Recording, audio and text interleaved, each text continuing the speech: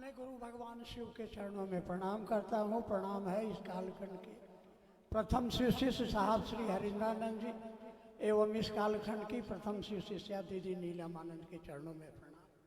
यहाँ उपस्थित आप सभी भाई बहनों के चरणों में प्रणाम है। ये आयोजन इस उद्देश्य से किया गया है कि हजारों साल से जो हमारे धर्म शास्त्रों में हमारे ऋषि मुनियों ने कहा कि शिव आदि गुरु हैं, गुरुओं के गुरु हैं, जगत के गुरु हैं।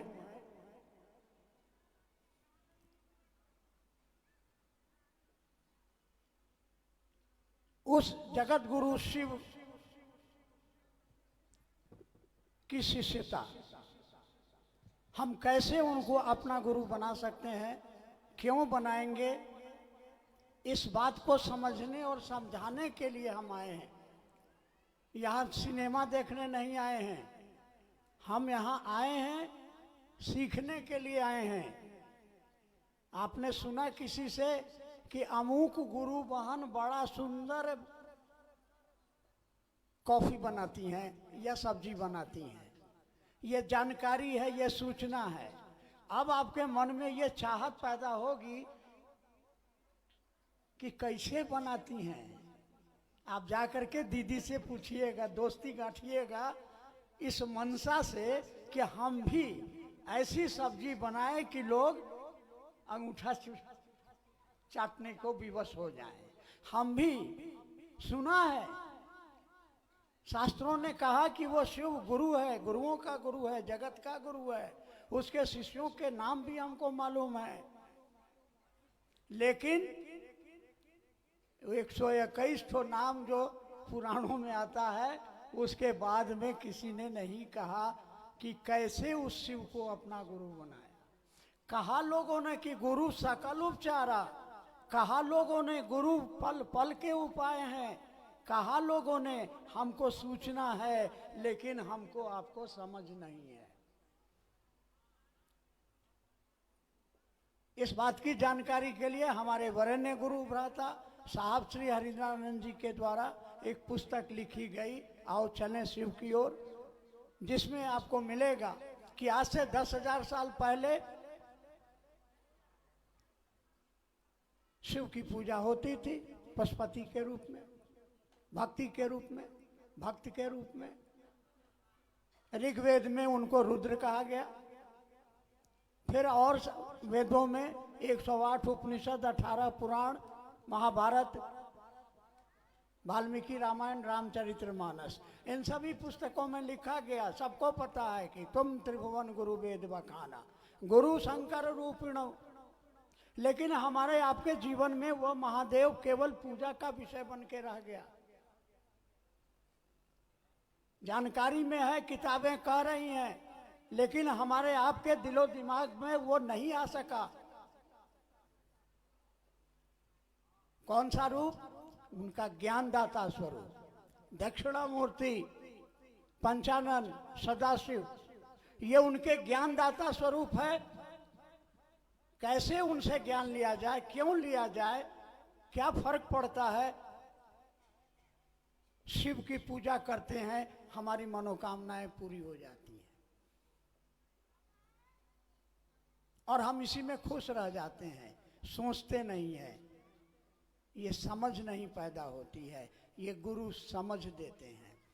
क्या समझ देते हैं? तो चलिए आइए, शिव की शिष्यता, शिव की शिष्यता। वह शिव क्या करता है? शिव के बहुत सारे अर्थ, वो करते क्या हैं? वह शिव स्पष्ट शब्दों में कहा गया, शिवाय शिवदाय च। इसको ऐसे समझिए, हमने सुना है कि पारस पत्थर लोहे को सोना बना देता है। जो सोना बनता है वो पारस नहीं बनता है। लेकिन शिव गुरु जब आपके होते हैं तो वो अपने जैसा आपको बनाते हैं और आपको कल्याण भी करते हैं। वो आपको कल्याणकारी बना देते हैं, आपका कल्याण भी करते हैं, आपके जीवन के दुखों को दूर करते हैं। सकल उपचारा, लौकिक कामनाएं हो या परलोक की कामना हो, दोनों क्षेत्र में वो आपकी मदद करते हैं और वो आपको अपने जैसा बना देते हैं। किंग न सिद्धते भूतले मम प्रसादात ममादृशो भवेत। इस जगत में आप जो चाहते हैं आपको मिलता है। इसका प्रमाण आपका अनुभव, आज का अनुभव है। जिस किसी ने आपके बीच में, आपके गांव में, घर में, शहर में सुना होगा, पता कीजिएगा। किसी ने कहा होगा अगर मेरे बेटे की नौकरी लग जाएगी तो मैं चर्चा कराऊंगा या कराऊंगी। किसी ने कहा मेरी बेटी की शादी हो जाएगी तो चर्चा कराएंगे। होती है कि नहीं? महादेव शरीर में नहीं है, वो सुनता है कि नहीं? तो मैं कितना भाग्यशाली हूँ। किताब में 121 ठो का नाम केवल था और यहाँ इतने लोग बैठे हुए हैं। महादेव ने क्या किया? आप किसी की बेटी हैं, किसी की बहन है, किसी की पत्नी है, किसी की माँ है, किसी की दोस्त, किसी की दुश्मन है, लेकिन इस सभा में बैठे हुए आपसे अगर मैं पूछूं आप कौन हैं? आप कौन हैं? अरे शिव की शिष्या, शिव के शिष्य हैं। आप धरती पर जाइएगा, मरने के बाद भी जाइएगा, लोग पूछेगा आप कौन है, तो जवाब क्या होगा? शिव के। आपकी पहचान बदल गई ना?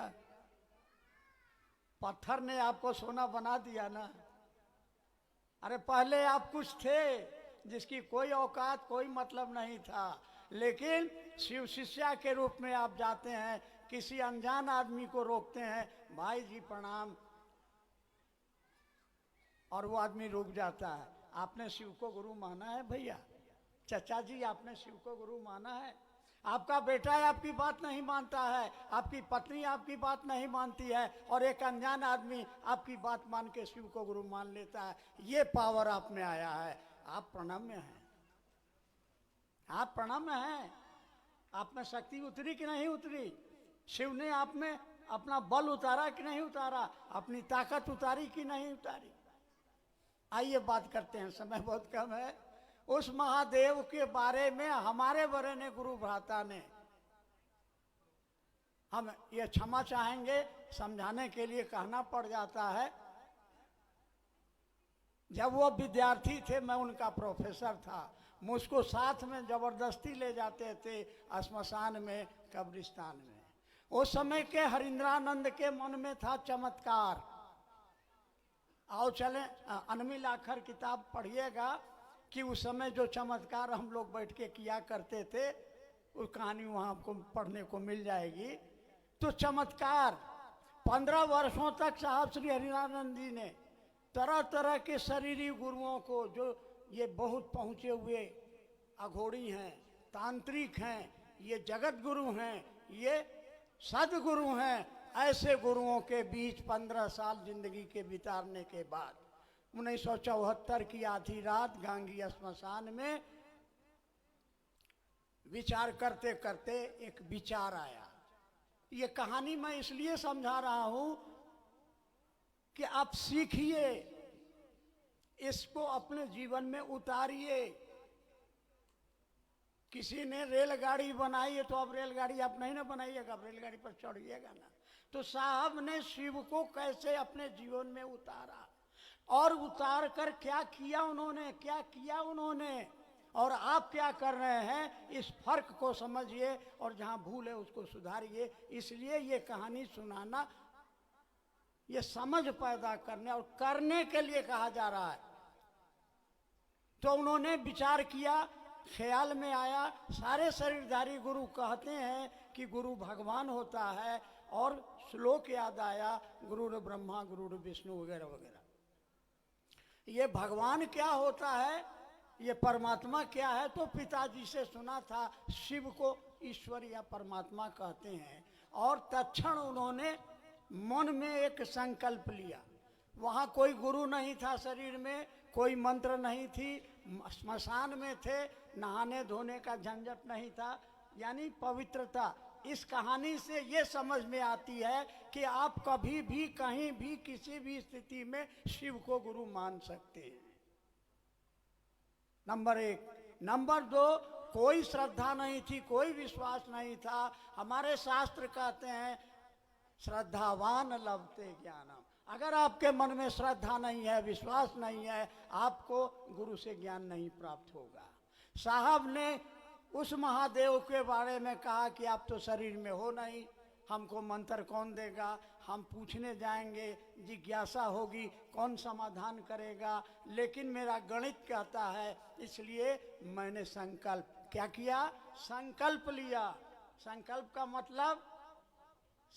का मतलब है कि मैं इस काम को करूंगा, चाहे इसके लिए मरना पड़े, चाहे इससे अपमानित होना पड़े, हैं, जय चाहे क्षय, सीखेंगे तो तुम ही से सीखेंगे। ये संकल्प था, इससे हिलना डुलना नहीं है। ये हमारा मन जो है, संकल्प हमारा स्थिर नहीं रहता है। क्षणे रुस्तम क्षणे तुस्तम, रुस्तम तुस्तम क्षणे। एक जगह खड़े रहिए, जीवन में लाख पहाड़ आए, परेशानियां आए, दुखों के सैलाब आए, लेकिन हिलना नहीं है। और क्या सैलाब होता है, क्या परेशानी होती है, तो पढ़िए अनमिल आखर। साहब की जिंदगी में आप देखेंगे कि कितने उनके जीवन में परेशानियां आई, मुसीबतों के पहाड़ आए, लेकिन वो अपने संकल्प पर डिगे रहे। नतीजा आपके सामने है। क्या है नतीजा? कि नतीजा क्या हुआ? अरे जब तक सूरज चांद रहेगा धरती पर, साहब दीदी तेरा नाम रहेगा। ये है संकल्प का प्रभाव। ये है संकल्प का प्रभाव कि साहब ने शर्त में बांधा। कभी आपने पढ़ा नहीं होगा, हमने तो नहीं पढ़ा, हमने वेद पढ़ा, कुरान पढ़ा, बाइबिल पढ़ा, सब पढ़ा। साहब ने कहा कि सुनिए महादेव, आसमान से आइएगा, आपको गुरु नहीं मानेंगे, क्योंकि प्रेत आते थे मेरे सामने।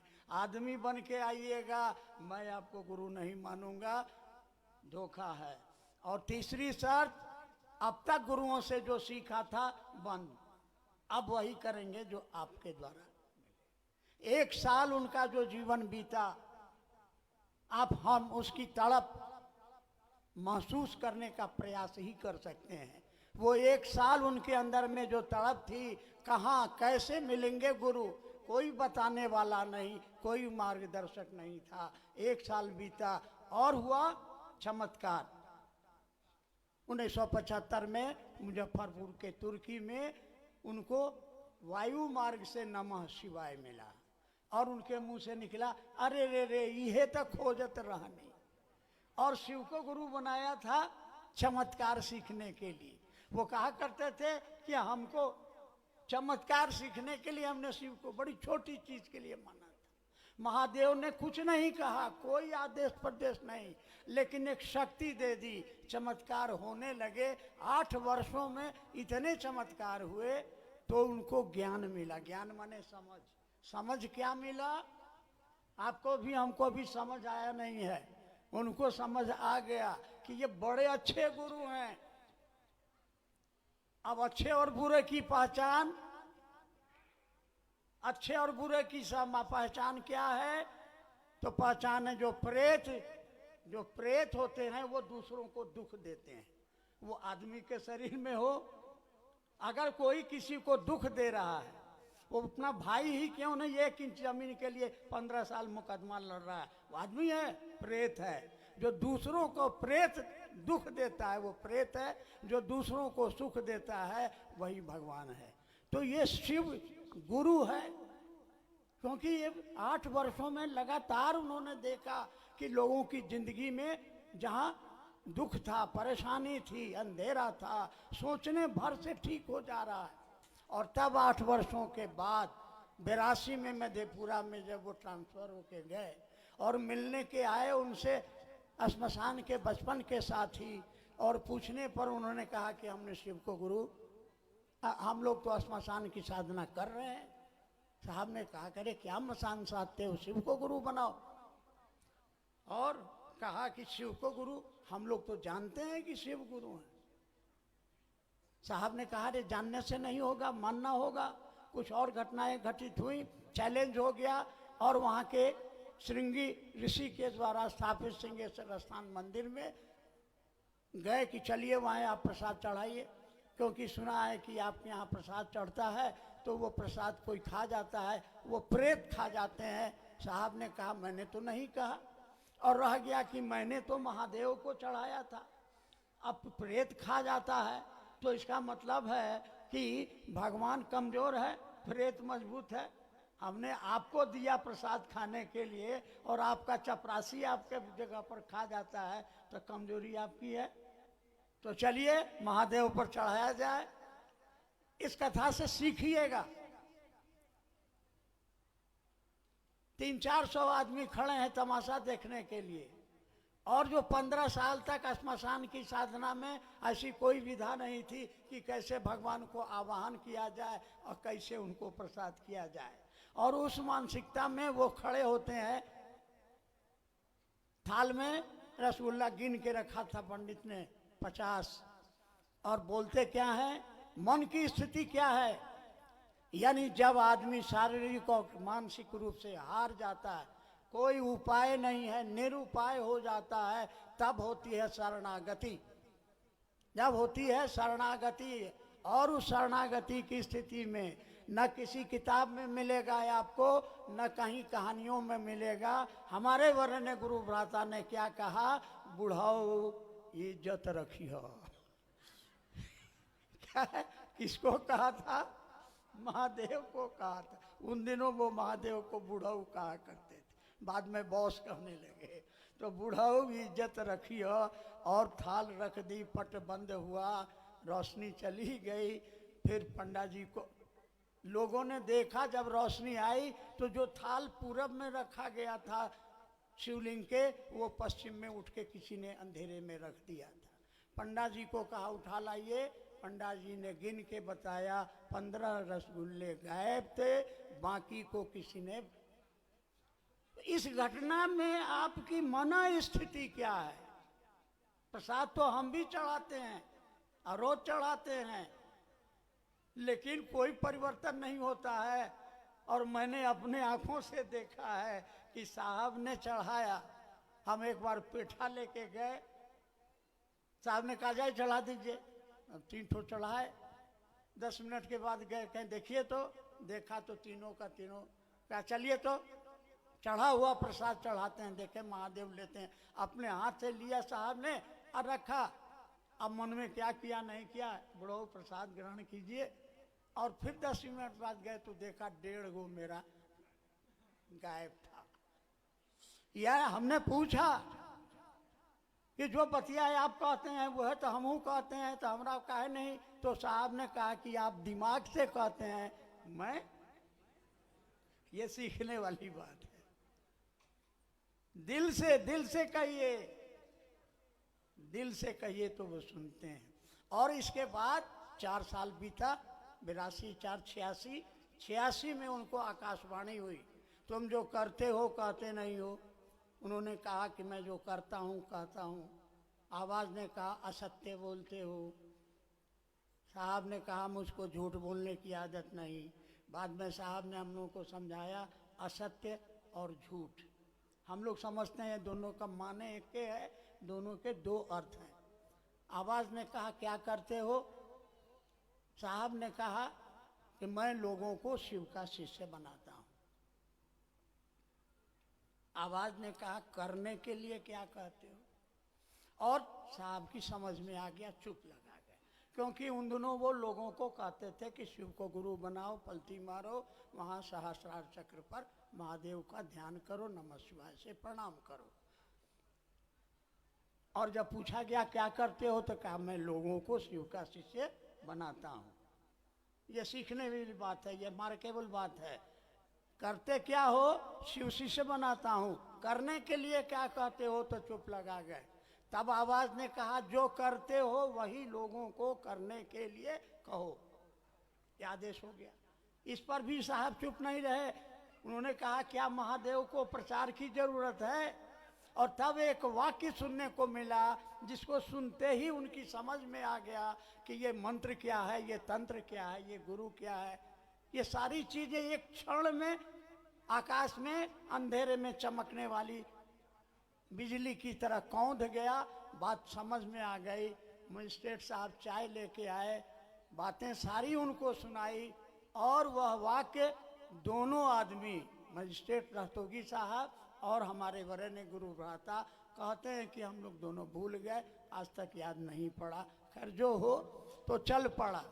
हम लोगों पर यही बात लागू है, हम लोग जो कहते हैं वो करते नहीं हैं।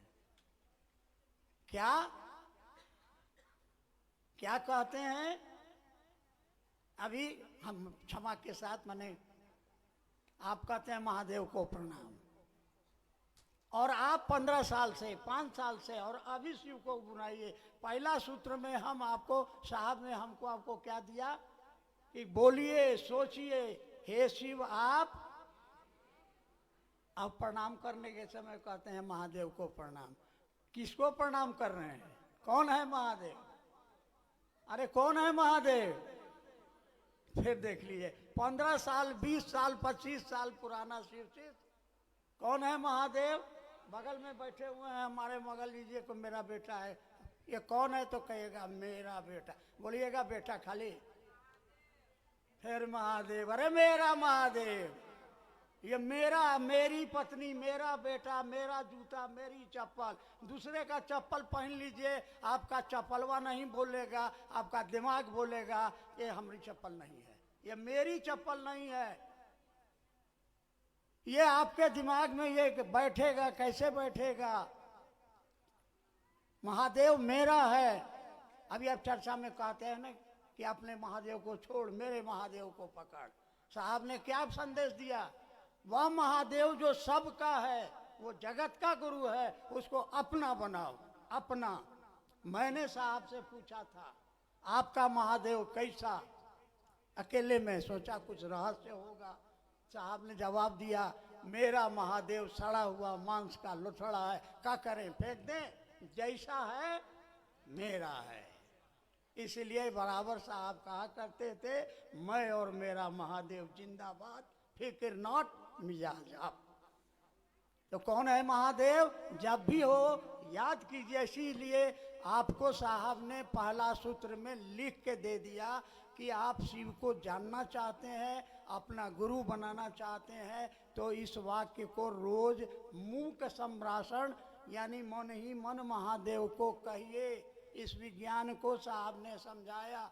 बोली कुछ दूर तक जाती है, मन की बोली बहुत दूर तक परमात्मा तक जाती है। इसलिए बोलिए, क्या बोलिए? हे शिव। रोज बोलना है। जब अपने बोलिएगा तब दूसरे को बोलिएगा तो असर पड़े। अपने करवे नहीं कीजिएगा और दूसरे को कहिएगा तो वही लागू होगा कि तुम जो करते हो कहते नहीं हो, जो कहते हो उसको करते नहीं हो। करिए। नंबर 2, चर्चा करते हैं, चर्चा करिए। इसके पीछे आपकी मंशा क्या है? क्यों चर्चा करते हैं? पैसा के लिए करते हैं। आज पैसा लेके लोग चर्चा करते हैं, पद के लिए, सम्मान के लिए, सुविधा के लिए। साहब ने कहा चर्चा इस मंशा से करो कि दूसरे के मन में अगर शिव शिष्टता का दिया जल गया, उसका भला होगा तो मेरे मन में भी दिया जलेगा। इसलिए कर भला तो। ध्यान की अनुपम विधा है। चर्चा जितनी देर करिएगा आपका मन महादेव से जुड़ा रहेगा, आपका रिचार्ज होता रहेगा। चर्चा पद के लिए नहीं, पैसा के लिए नहीं, बल्कि इस बात के लिए करिए कि आप दूसरे के मन में महादेव को अगर जगा सकते हैं तो आपके मन में भी महादेव जगेगा। क्योंकि जो आप देंगे वही, या प्रकृति आपको, तुम 1 पैसा दोगे वो 100 पैसा तुमको लौटा के देगा। Every action must have equal and opposite reaction. आप जो देंगे वही आपको मिलेगा। इसलिए आप दूसरों को समझाइए। आज तक आपने जो भी पूजा किया है अपने लिए किया है, अपने मोक्ष, अपनी मुक्ति, अपना भला, अपना बेटा, अपना पत्नी के लिए किया। पहली बार साहब ने वो रास्ता सिखाया कि आप भला चाहते हैं अपना, तो क्या करिए? दूसरों के दिलों में शिव शिष्टता का चिराग जलाइए और प्रणाम करिए। किसको प्रणाम करिए? महादेव। फिर वही जवाब, किसको प्रणाम करेंगे? तो अपने महादेव को। अपना महादेव आपका कैसा है? किस महादेव कहते हैं? प्रणाम करने बैठते हैं, नमः शिवाय नमः शिवाय नमः शिवाय, आगे आगे आगे पे भी आ रहे सब दूध गिर रहे, नमः शिवाय नमः शिवाय। और जा जा जा जा सब सब बकरिया धान चट ले। नमः शिवाय नमः शिवाय। किसको प्रणाम कर रहे हैं भाई, किसको बुड़बक बना रहे हैं? तो हमारी नीलम दीदी ने क्या सिखाया है आपको? लेकिन खाली भजने गाने के समय आपको याद रहता है, देवों का देव मेरा महादेव, जगत दाता महादेव, मुक्ति दाता महादेव, मंत्र दाता महादेव, तंत्र दाता महादेव। किसका महादेव है? मेरा महादेव। किसको प्रणाम कर रहे हैं? मेरा महादेव कैसा है? तो मंत्र दाता महादेव, देवों का देव महादेव, जगत दाता महादेव। उसको प्रणाम करने में मन हेने होने भागेगा। और क्यों प्रणाम करेंगे? कुछ नहीं चाहिए, प्रणाम करना गुरु दक्षिणा है। अरे जगत गुरु, गुरुओं का गुरु, जगत गुरु, मेरा गुरु, उसने मुझको दे दिया, अब हम क्या चाहिए आपसे? साहब ने पूछा, सुनिएगा कभी पर, गुरु चाहिए कि ज्ञान चाहिए? गुरु चाहिए कि ज्ञान चाहिए? तो जब गुरुए हमको मिल गया तब ज्ञान लेके क्या करेंगे? यही ज्ञान रहे जिंदा। इसलिए हमेशा याद रखिए, साहब की वाणी है, भूल गया सब कुछ याद नहीं अब कुछ, डॉट डॉट डॉट, मगर एक बात नहीं भूली, dot dot dot, I love you. हे महादेव, मैं आपसे, तो महादेव से कैसे प्यार करेंगे? ये 3 सूत्र आपके मन में शिव के लिए प्रेम पैदा करने का तरीका है। इसलिए 3 सूत्रों का पालन ईमानदारी से करिए। तो नीलम दीदी ने कहा, मैं तुम्हारे मार्ग के कांटों को चुन दूंगी। कंडीशन है ईमानदारी से, पद के लिए नहीं, पैसा के लिए नहीं, सम्मान के लिए नहीं, सुविधा के लिए नहीं, लोगों के दिलों में शिव की शिष्यता का चिराग जले। मात्र इस उद्देश्य से अगर आप 3 सूत्रों का पालन करते हैं तो न केवल आपका जीवन शिवमय होगा बल्कि पूरी धरती शिवमय होगी। और साहब ने वो सपना देखा, दीदी ने वो सपना देखा। हम कहते हैं साहब का संकल्प, दीदी का संकल्प। क्या है साहब का संकल्प? क्या है साहब का संकल्प? साहब का संकल्प है कि महादेव मुझको रौरो नरक में रख दीजिए, हमको कोई दिक्कत नहीं है, शर्त है कि दुनिया के एक एक आदमी के दिलों में शिव की शिष्यता का दिया जले, ताकि उसके जीवन में शिवत्व हो, सुख हो, शांति हो, समृद्धि हो। वो दिन कैसा होगा जब सारी दुनिया में शिव ही शिव होंगे। ये उनका संकल्प, ये उनका जीवन का उद्देश्य रहा। और इसी काम को हमारी नीलम दीदी ने मर मर के किया। साहब ने भी अपने जीवन के अंतिम क्षणों तक इस बात को केवल कहा नहीं। जब पारस हॉस्पिटल में वो भर्ती हुए, 10,000 आदमी जमा हो गए, तो साहब ने कहा, इतने गुरु भाई आ गए, धूप है, गर्मी है, पानी और सत्तू की व्यवस्था करो। राजेश 3 सूत्र का कार्ड लाए हो? राजेश जी ने कहा नहीं। कहा जाइए लेकर के आइए, और हॉस्पिटल के जितने मरीज हैं, कर्मचारी हैं, डॉक्टर हैं, सबको 3 सूत्र का कार्ड। ये है गुरु के प्रति। और अंतिम बात हमारी बरखा दीदी बराबर कहा करती हैं कि जब आप क्षेत्र में निकले, कभी भी मत समझिए कि आप अकेले हैं। आपके साथ महादेव हैं, आपके साथ दीदी नीलम आनंद है, आपके साथ साहब श्री हरिंद्रानंद जी हैं। इसलिए आप जब भी चलें तो इस बात को याद रखें, रहो तो शिव, बनो तो शिव, और जियो तो शिव। धरती पर रहो लेकिन धरती का होके मत रहो। इन्हीं शब्दों के साथ उम्मीद करता हूं कि साहब दीदी के इस संकल्प को, यानी लोगों के दिलों में शिव शिष्यता के चिराग को जलाने के लिए क्या करेंगे? गुरु से दया मांगेंगे, साहब दीदी से आशीर्वाद मांगेंगे। क्यों मांगेंगे? भजन आप लोग गाते हैं, करते तुम ही हो, कराते तुम ही हो, नाम मेरा हो रहा है। कभी मत समझिए कि हमने किया। वो गुरु की दया से मैं इसको माध्यम बनाया गया।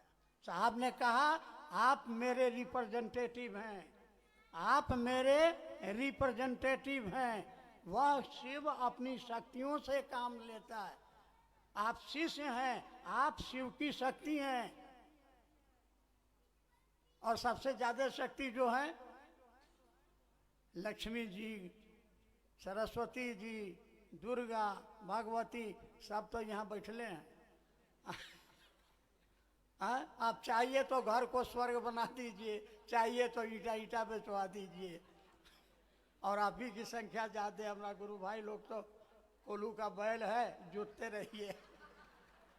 इसलिए आप लोग दया कीजिए, शक्ति है, आप लोग दया कीजिए, खुद चलिए और हम लोगों को भी ले चलिए। इन्हीं शब्दों के साथ आप सभी के चरणों में मेरा प्रणाम।